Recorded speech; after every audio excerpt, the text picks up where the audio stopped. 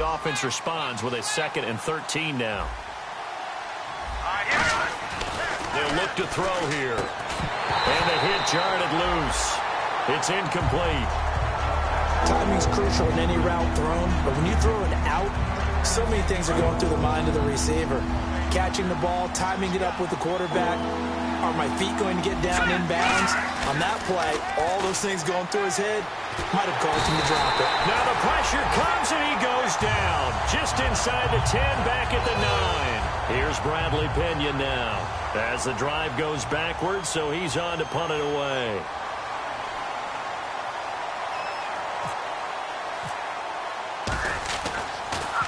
He gets this one away, and boy, it's another boomer. Here's Austin. And he's able to take it across midfield before going out of bounds. They'll net only 35 here following a 43-yard boot, 8-yard return. And the Rams are going to start this drive in great field position as they take over.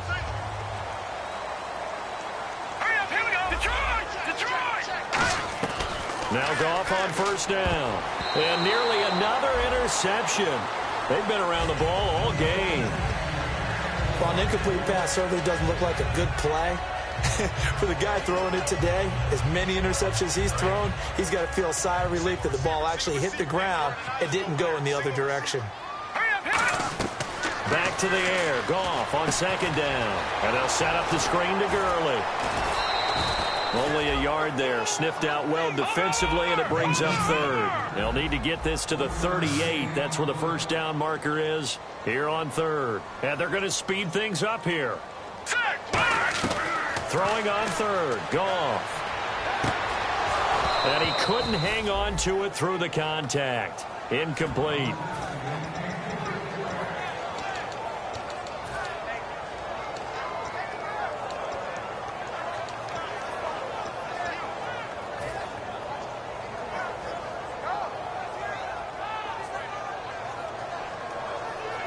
And they're indeed going to go for it here on 4th down.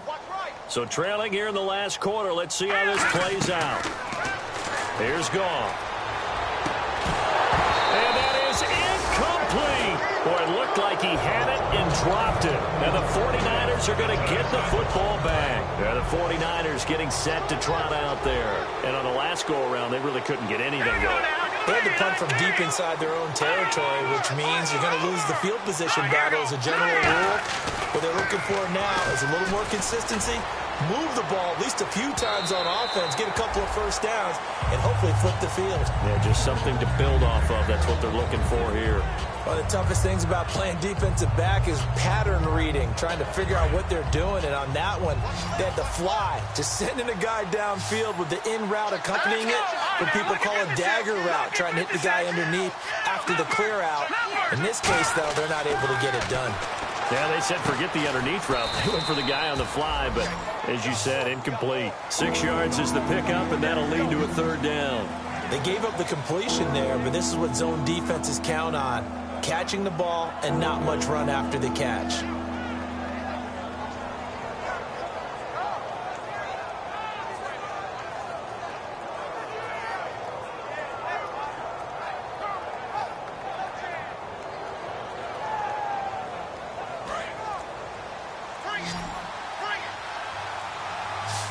An extra defensive back in the game now here for 3rd and 4.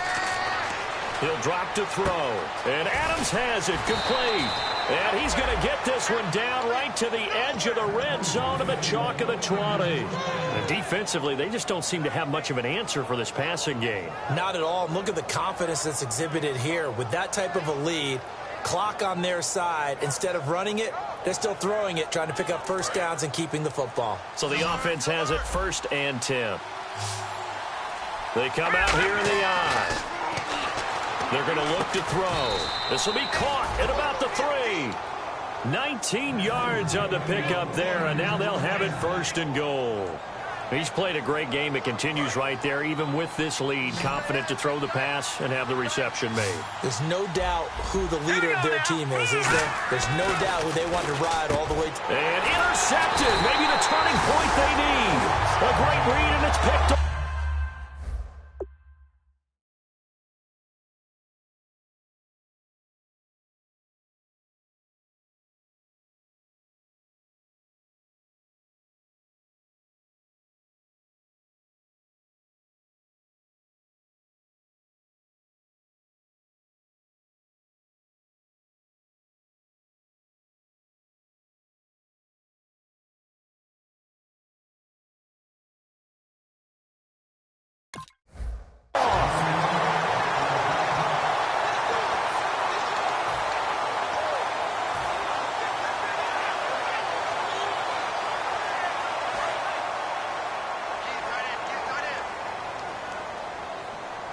Again, we'll see the pistol here.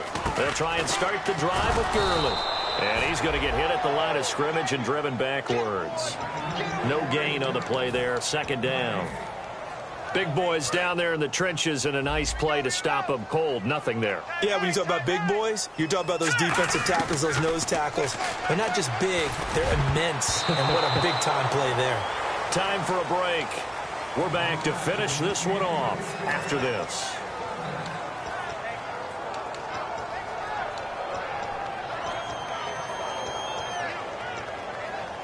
So ways to go here on 3rd and 10.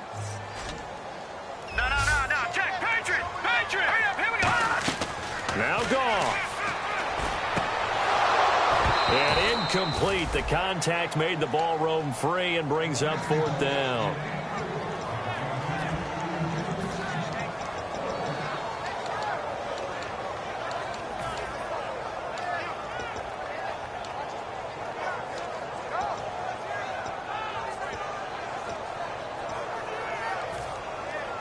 All right, they're going to try and keep hope alive here on 4th down. They're going for it. Desperation time for Goff on 4th. Completes it right side to Britt. And he's going to have the first down yardage as he's down at about the 30-yard line. And quickly, they get to the line. I remember in pregame when we were talking to him on the field, and he took his gloves off and showed us his fingers. A few misshapen ones in there, and now we know why, trying to catch those types of bullets. That was a dart. Yeah, even for a talented receiver, those are tough to hang on to. Brandon, what we just saw there is something we hear from coaches throughout the league. How are you going to defend what they call the moment of truth ball, meaning a 50-50? The ball's in the air, defenders there, receivers there. Who's going to make a play on the football? And in this case, the defensive guys actually got it done and knocked it away. And he takes a shot on the release as this will be incomplete. They got pressure there and only rushing 3. And there's a defensive coordinator right now who is celebrating not just getting home with 3 there, but realizing if that's the type of pressure he can get in the entire game, then his pass defense is going to be excellent. You're dropping 8. Where are you going to go with the football? No. Check. Patriot. Goff now to throw. It's complete to Britt. They convert on 3rd with a gain of 22. And fits the exact right word. Over the middle, there's almost always traffic, so anytime you're a receiver in that area, you're not just focused on catching the football. You're wondering where the... And no escaping this time as he'll go down. They got him for a sack. Now hold everything here. We're going to get a timeout by the offense. It's just their first. They've got 2 more to use here in the final stages.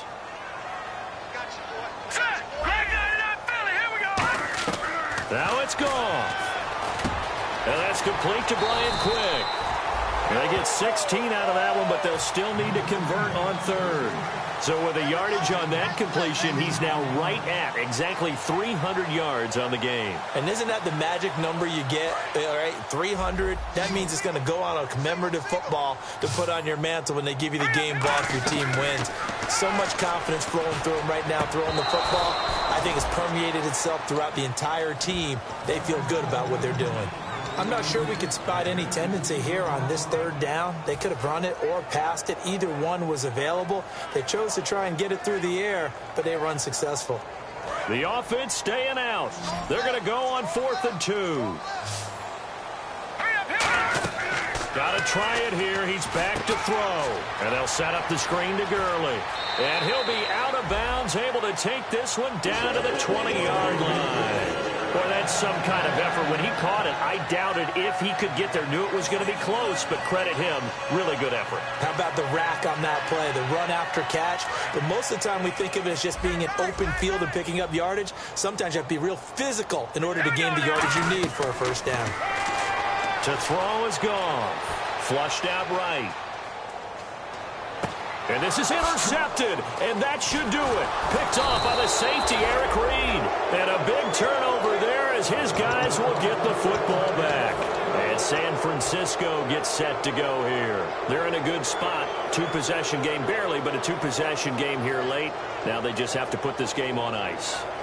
Let's face it, right now, they're talking about ball security, taking care of it, not allowing anything crazy to happen, because we've seen nutty things happen during the stretch, but they also have the security of the scoreboard. With that, yeah, the Rams are going to go ahead and take another timeout. That'll leave them with just one remaining in this fourth quarter of play. really shouldn't be a surprise. It's going to be hard to move people in this situation. You know they're going to bring the pressure defensively, because I remember playing in these spots, and my coaches always say, don't be afraid to try and create a safety, too. They're going to bring pressure. Again, they run with Sims. And he'll get this up past the 5 to the 7-yard line. And play is stopped here. Timeout. It's the defense calling the timeout here. It'll be their third and final timeout, so as they talk things over, we'll step aside. So 3rd and 5, 3rd and medium here. Now they run with Sims. And he'll go down for a loss inside his own 5 at the 4. Well, on that play, the expression, don't blink, you might miss something, certainly applied. That was fast. Defense diagnosed the play, and it was over in a heartbeat.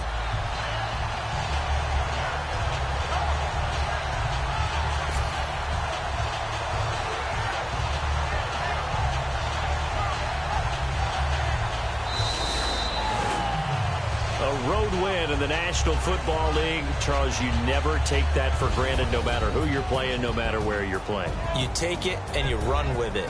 And you know you primed the pump all week in your own home facility. No one thinks we can do this. Only people who believe are right here in this room. And then you go on the road, band together, and get it done. So for the 49ers, it'll be a much happier locker room here as they get that first win after 5 straight losses to start the year. And they'll return home next week to take on the Detroit Lions. Meanwhile, for the Rams, the loss here will move them back to 500 at 3-3. And they'll be at home next week for a date with the Seattle Seahawks.